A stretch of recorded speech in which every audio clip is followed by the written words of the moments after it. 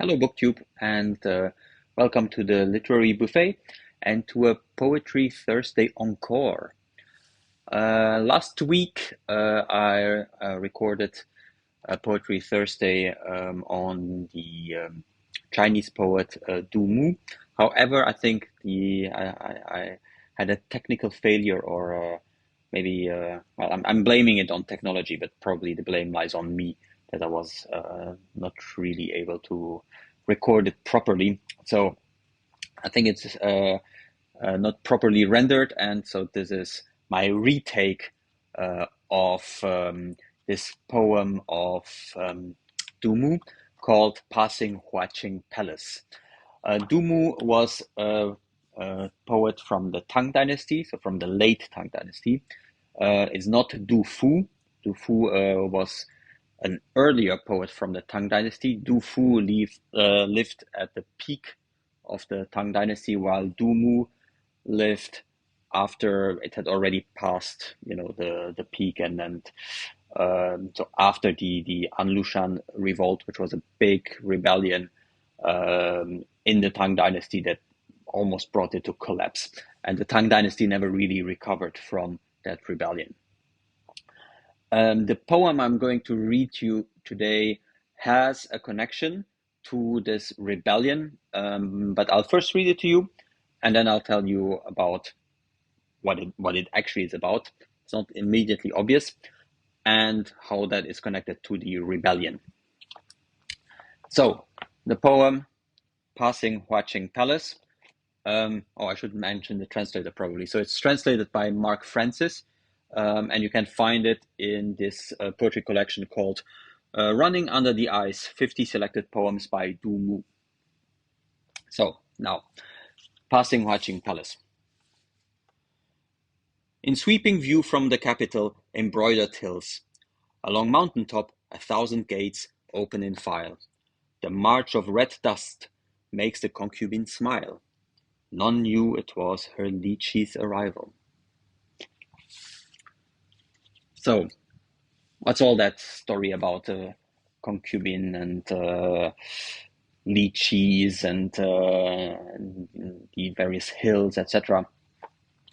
So, this poem is referring to the concubine of the emperor that reigned during the rebellion. So, before the rebellion, the Tang Dynasty during his reign was basically at the zenith. Is when lots of artworks were created.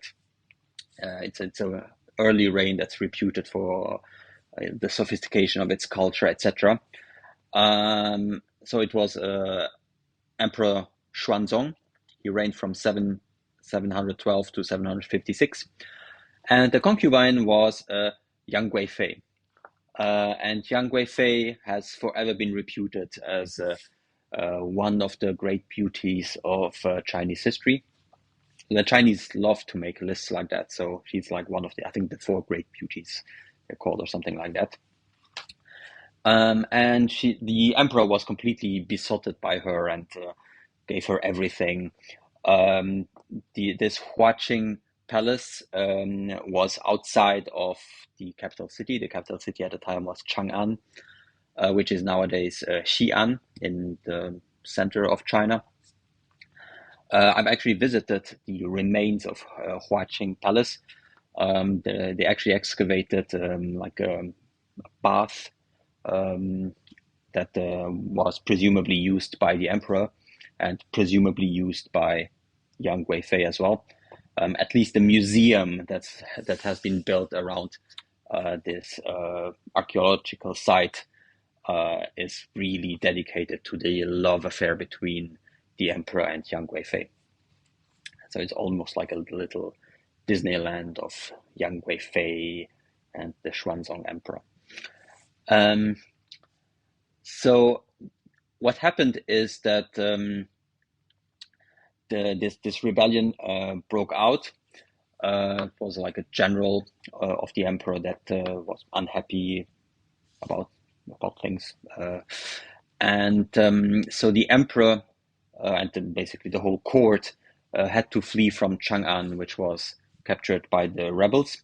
And while they were fleeing, the guard that was actually supposed to protect the emperor threatened to actually kill him if he didn't repudiate the concubine Yang Guifei and actually authorize her execution.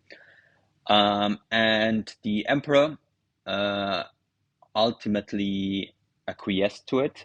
And so Yang Guifei was actually murdered, and as was then basically her whole family, because obviously the family had, taken positions of power, was controlling a lot of the court, and the enemies of Yang Guifei used this opportunity to actually get rid of all their rivals. And the exuberance of this court is actually encapsulated in this poem by these lychees. You have to know that lychees don't grow in north central China, so around Xi'an. They grow in the south where the climate is more tropical. And if you ever had lychees, you know that they're actually quite soft and squishy.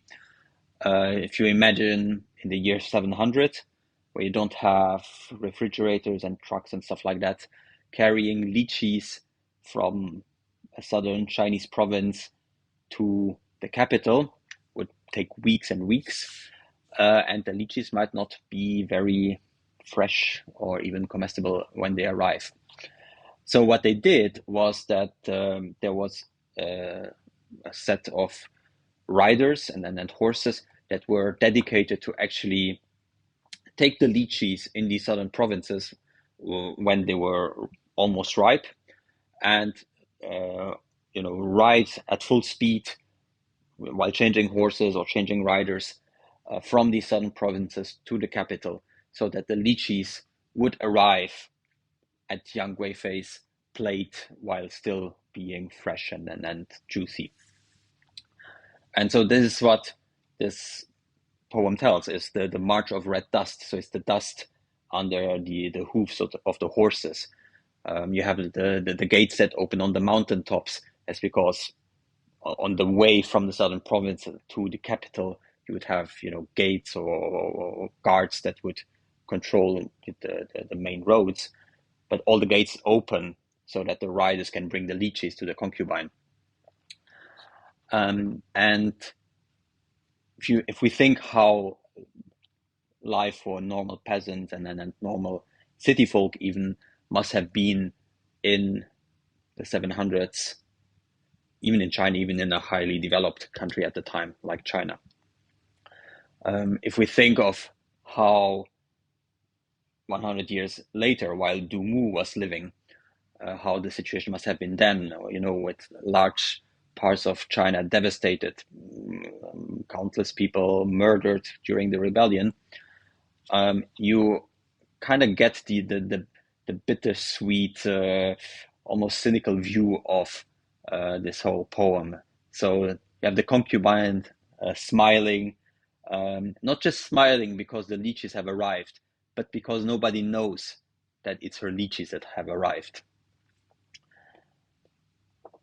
So, as we can see, even in 700s China, some leaders took pleasure in reveling in luxury. That was our poem for today, an encore, because it's basically the poem from last week. I'll keep just this video, delete the previous one. I hope you enjoyed. Let me know. And thank you. Thanks, BookTube. Goodbye.